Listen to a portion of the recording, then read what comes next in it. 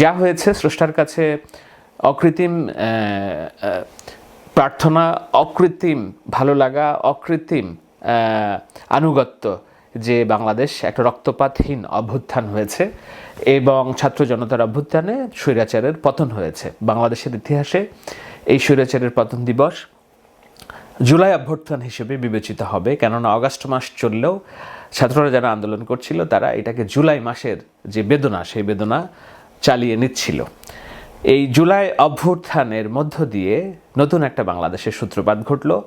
এই বাংলাদেশ ন্যায় বিচারের বাংলাদেশ, এই বিচার বৈষম্যহীনতার বাংলাদেশ, এই বিচার ছাত্র জনতাকে সম্মান শ্রদ্ধার করার বাংলাদেশ হিসেবে প্রতিষ্ঠিত হবে, সেটা আমার আকাঙ্ক্ষা। আরেকটা বিষয় আমি বলে শেষ করব, যে যারা ভাবছিলেন যে শেখ হাসিনার পরে কে, বিকল্পকে যখন এই প্রশ্নটা আসছে, সেই বিকল্প বাংলাদেশের জনগণ তৈরি করে নেবে, ছাত্র জনতা মিলে সিদ্ধান্ত নেবে। মূল জিনিসটা যেটা হলো বাংলাদেশের রাজনীতিতে একটা গণতন্ত্রের অভাব, নির্বাচনের অভাব, যেটি গত 3টে নির্বাচনে ছিল, সেই সুষ্ঠু নির্বাচন ব্যবস্থা ফিরিয়ে আনা এবং এই ফিরিয়ে আনার মধ্য দিয়ে রাজনৈতিক দলগুলো নির্বাচন করবেন, সেটার মধ্য দিয়ে যোগ্য নেতৃত্বকে বেছে নেওয়ার সুযোগ পাবে জনগণ, সেটাই চাওয়া।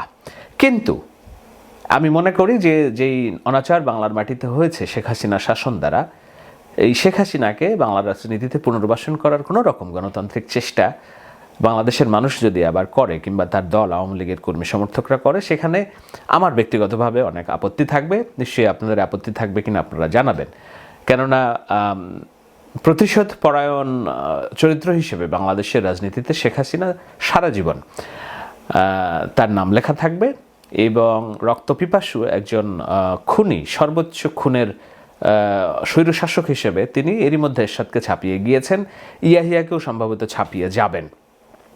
সুতরাং তাকে বাংলার মাটিতে যেন আর রাজনীতিতে পুনর্বাসন না করা হয়, সেটিও একটা দাবি থাকবে আমার। তবে তার দল, রাজনৈতিক দল যদি জাতির কাছে ক্ষমা চেয়ে তারা অন্যভাবে নির্বাচন করতে চায় সুষ্ঠু গণতন্ত্রের স্বার্থে, সেটি নিশ্চয়ই পরবর্তীতে যে ট্রুথ কমিশন গঠিত হবে, রিকনসিলিয়েশন কমিশন গঠিত হবে, তারা ঠিক করবেন। যারা নেতৃত্বে যাচ্ছেন, যারা দেশ পরিচালনায় যাচ্ছেন, এইসব বিষয়গুলো আমি জানি।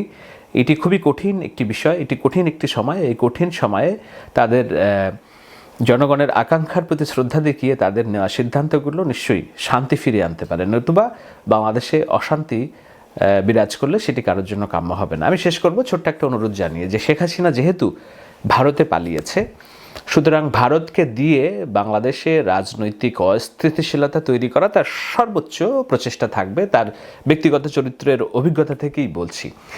কোনোভাবে যদি গ্রামগঞ্জে সংখ্যালঘুর উপর নির্যাতন হয়, অত্যাচার হয়, সেটিকে তারা সংখ্যালঘু নির্যাতন প্লে কার্ড হিসেবে ব্যবহার করে আন্তর্জাতিক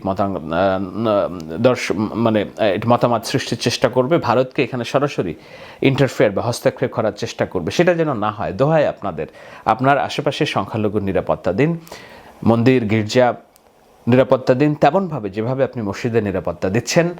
আপনার আশেপাশের হিন্দু ভাই বোনকে আগলে রাখুন এবং তাদেরকে নির্ভয় দিন যে রাজনীতির সমর্থন অসমর্থন ভিন্ন কথা, কেউ যদি ব্যক্তিগতভাবে কোনো অপরাধ করে থাকে তার বিচার হবে, কিন্তু আইন নিজের হাতে তুলে নেবেন না দয়া করে।